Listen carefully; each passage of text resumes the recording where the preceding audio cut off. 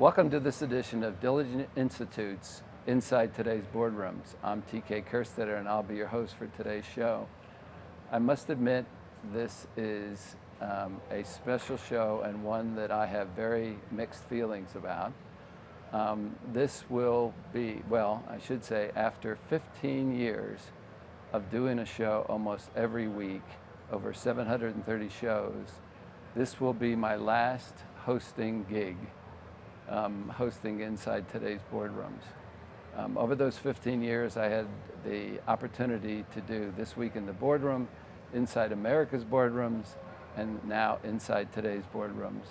And I can't tell you what a pleasure it's been for me to be part of this process and to have this opportunity to do this. So I'm going to be passing my baton to a new host, which I'll introduce in a moment. I sort of feel like, first of all, there's so many people to thank. I'm going to try and do that on social media just because there's people that I don't want to miss and I really don't have time to cover all those. But there's a couple people I really need to single out. First of all, it's the show partners and the sponsors. You know, you don't often see in today's world that you have partners or sponsors that are with you for the whole 15 years.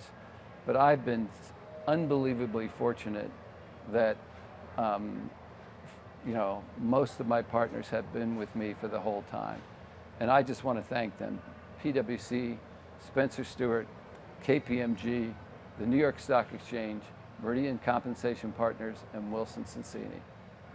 15 years of being loyal partners to the show and to me, and I just want to thank them, and hopefully I've been as helpful to them as certainly as they've been to me.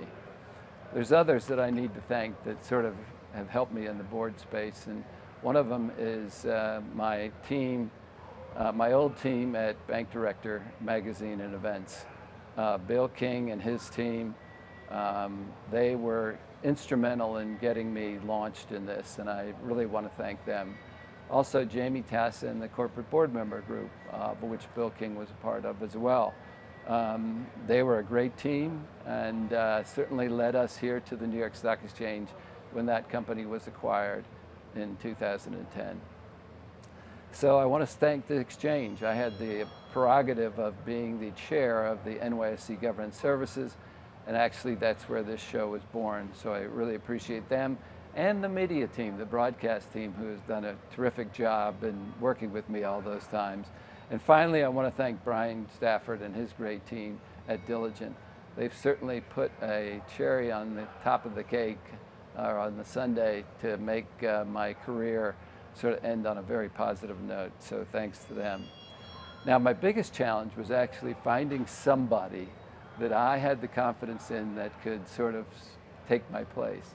Well, I'm happy to report that I have found somebody, and they're going to not only fill my spot, but they're going to take this show where it needs to go to the next level to be as current as possible with what's happening in the business.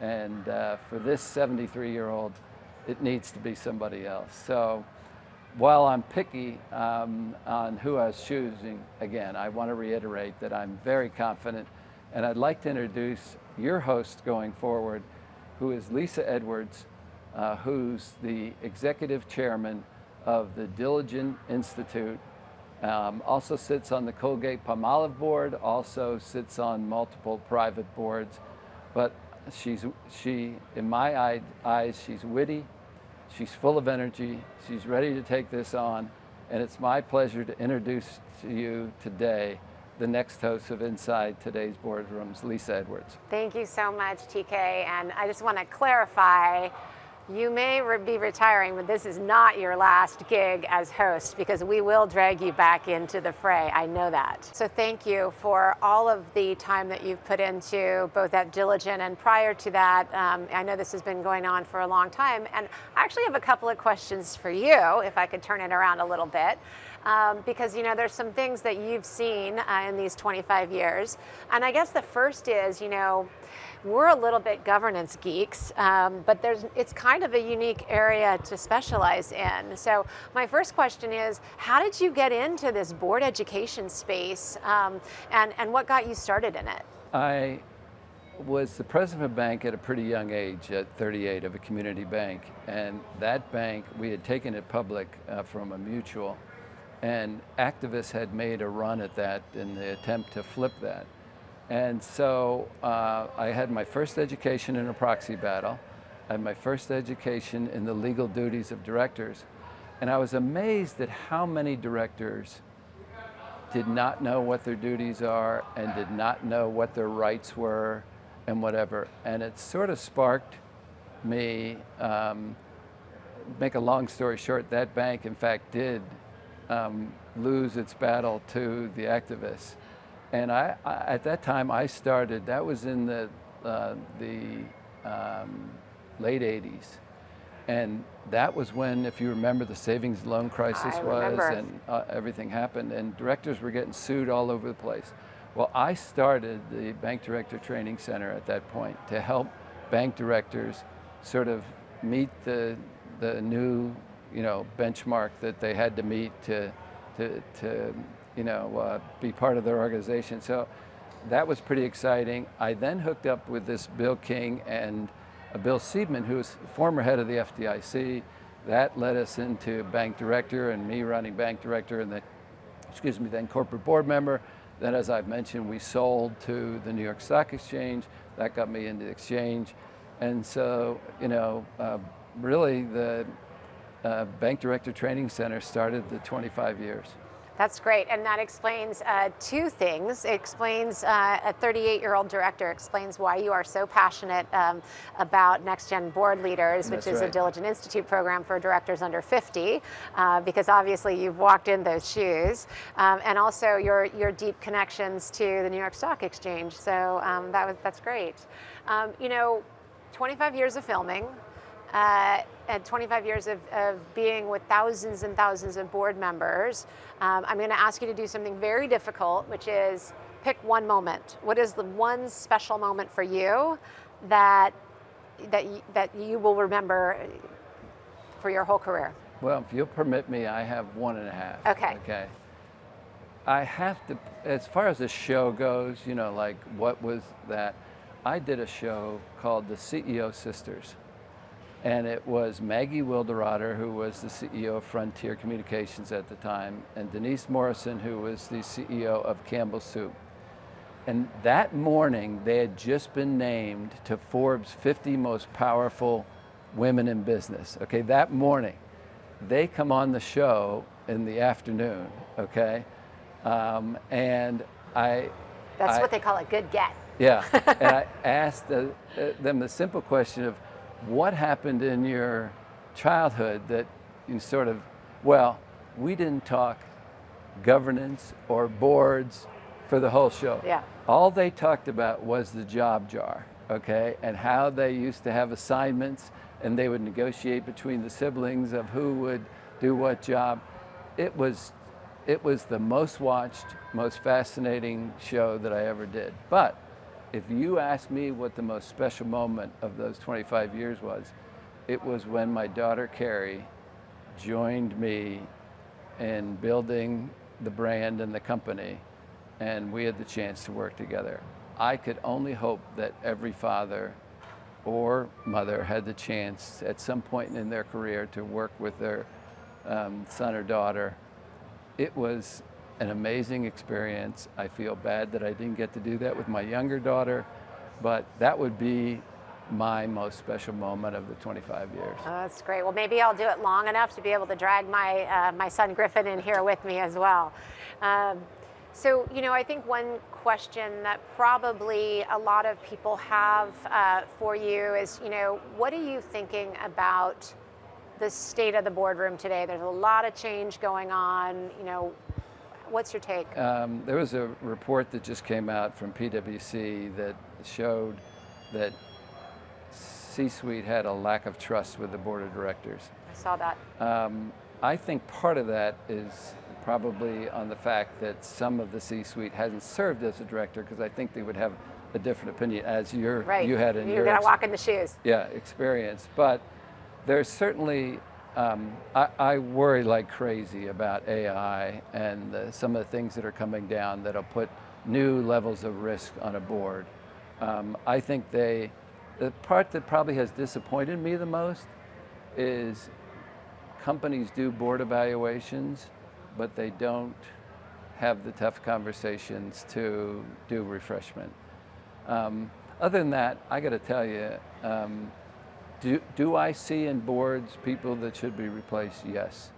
But more than that, I see people that are devoting some serious energy and time to represent the shareholders, and they're doing their best. And I personally have confidence, with that, the relationship with the CEOs and what everybody's trying to accomplish today. Worry a little bit about ESG, so I don't use those letters. I use sustainability because it simplifies the issue for me.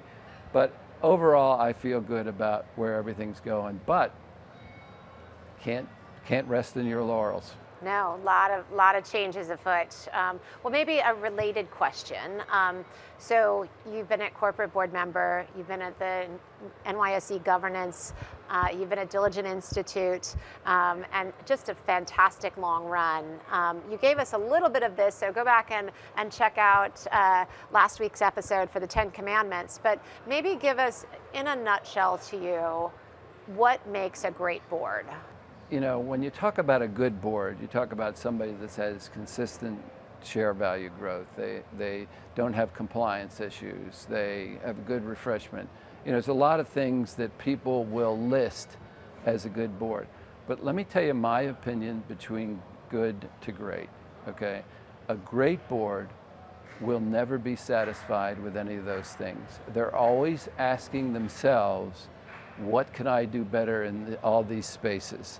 And if you're a board that is that, in addition to having a good track record, that can move you from good to great. I love that. So there's the hygiene of you gotta check all the boxes and do all the stuff, but then there is the beginner's mind of always be learning, always be studying, always be on the front of the curve. If you stop that diligence, okay, that's listen. Look how many companies are no longer listed. When you go back 10 years ago and look at that, it's amazing. And you'll find in many of those companies that they either didn't innovate, they got themselves in trouble with the customer base. I mean, there's reasons that happened, and the board's there to try and mitigate a lot of those things. And I think all of our companies want to stay on those lists in perpetuity and never come off of them, so that it means that we haven't fallen to the wayside.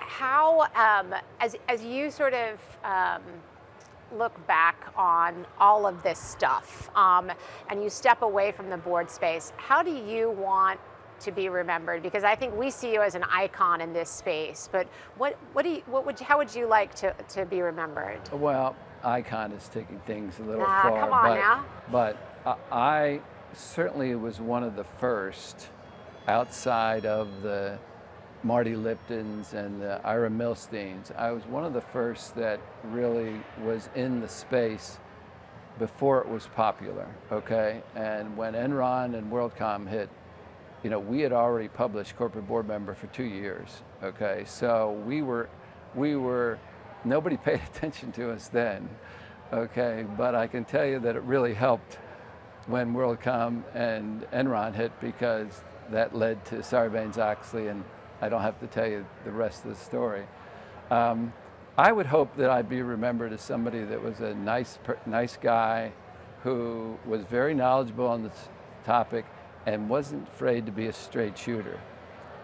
What's more important to me is what my employees felt at all these stops that I made, where I was, again, their mentor or their leader. That would be much more valuable to me in the sense of what's happening. And finally, you can't write your own legacy. People have to do that for you. So all I know is 730 plus shows and 15 years of doing this.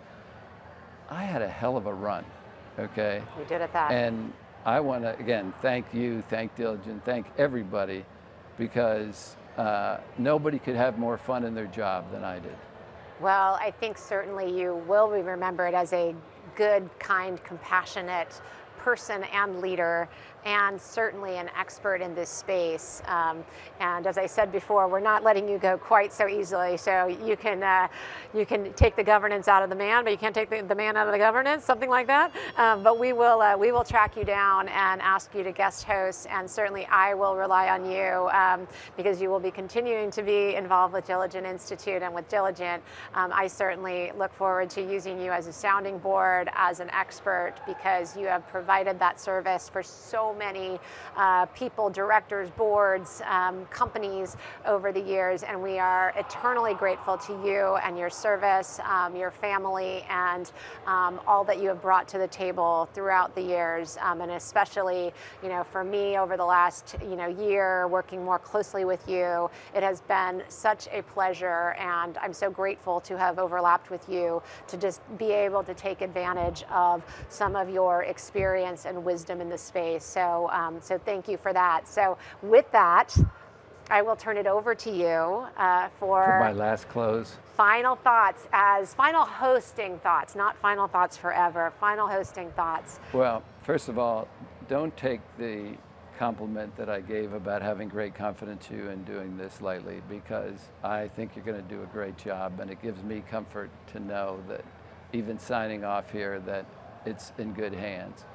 But knowing that, that will conclude this episode, and in fact, my final episode of Diligent Institute's Inside Today's Boardroom, last Official.